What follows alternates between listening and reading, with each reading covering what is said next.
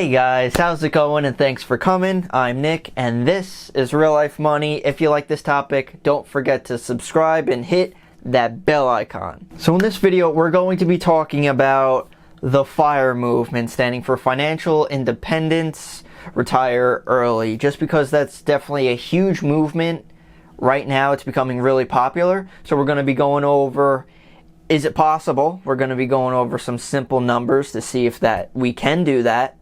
And then we're going to be going into how to begin our journey into retiring early. Stick around. So diving right into this, there are a couple different factors within the FIRE movement. So first, let's just talk about saving money. That's probably the first main factor, that you want to save as much money as you possibly can before, let's say, the age of 62. Let's say that's the retirement age.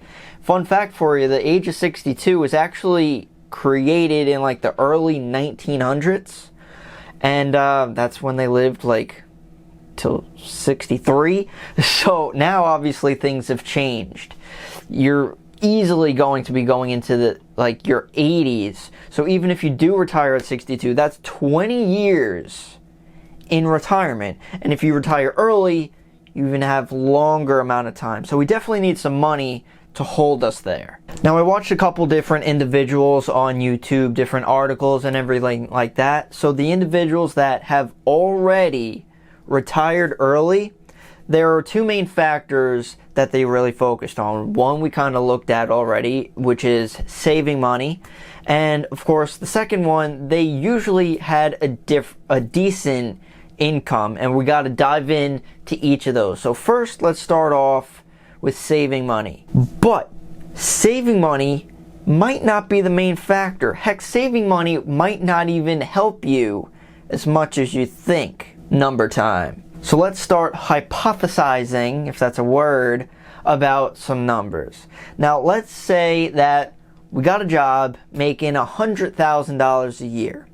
I'm using this number one because it's really easy to work with, but also a lot of people are striving to try to achieve that. 6 figures, that's a good salary. So let's say if we actually achieve that, what would it look like? So let's say we're making that 100,000, right? And some advisors say that you should save at least 10%. If you're above and beyond, you're saving 20%. But to be a little frugal, let's say we're just saving 25 just to get the numbers even. So you're saving 25% of $100,000. So that means you're saving 25 grand a year. Now that's great by all means, but let's really think about this. If you're saving 25,000, to do some quick math, after 4 years, you're going to save 100,000. So that means in 40 years time, you will finally have that $1 million. Now, I don't know about you, but I don't want that to take 40 years. So even if you save half, 50% of your income, even if you're making that good salary of 100,000, you're saving 50,000 a year. Guess what? It's still going to take you 20 years to save $1 million. Now, even if you're starting at like 20 years old, which is young, which is also what we all wish we started at, but even if we start at 20 years making that good salary, saving a lot of money, that's going to bring you to age 40. Now, how are these people actually able to retire in their 30s? Well, guess what?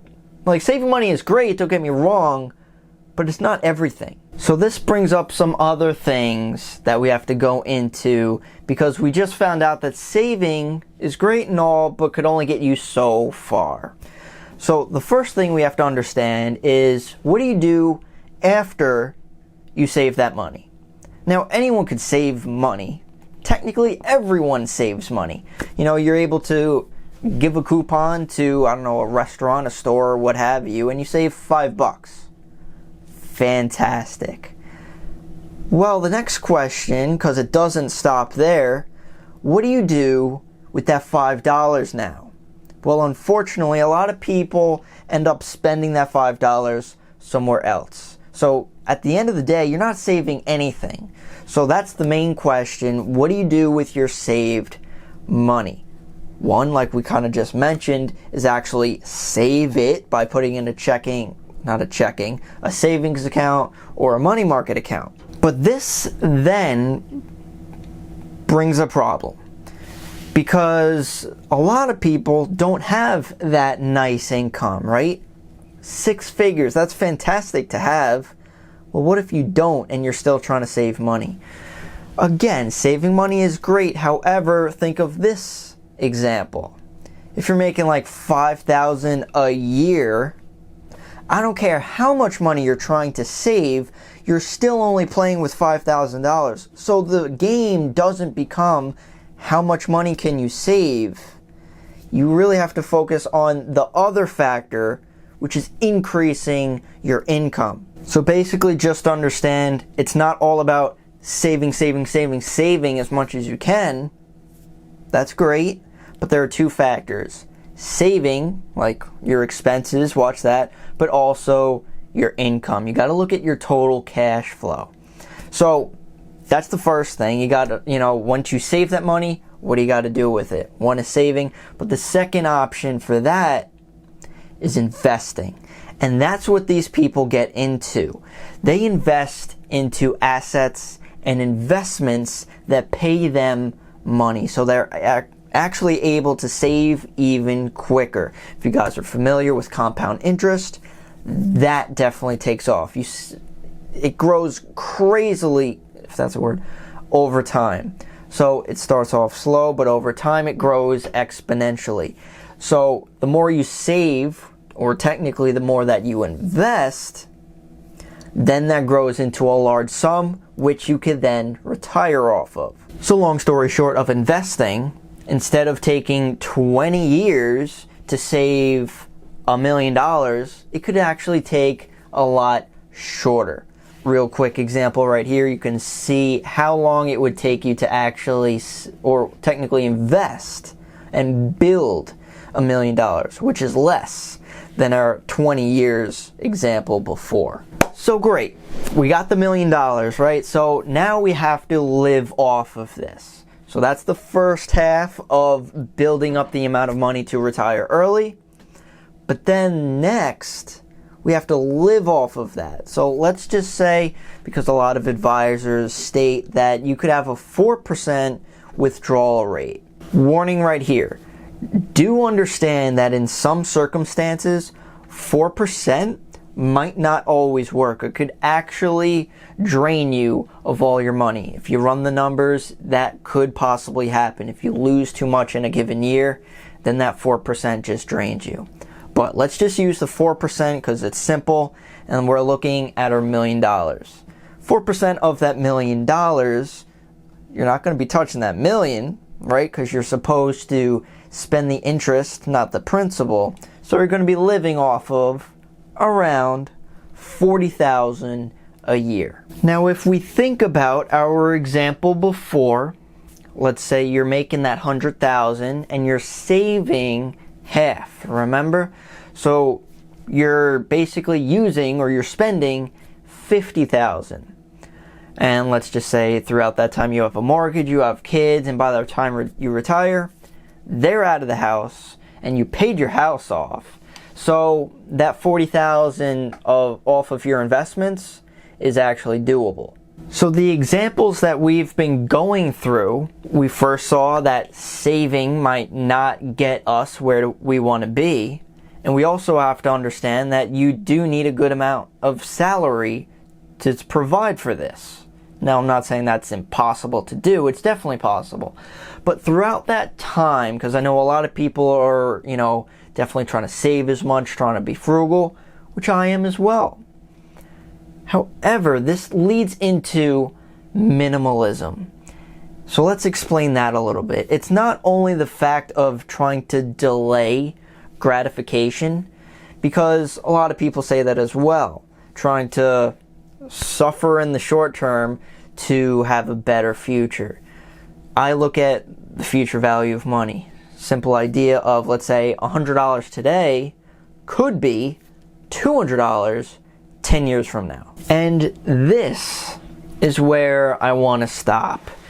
Not the video, but take a pause for this idea.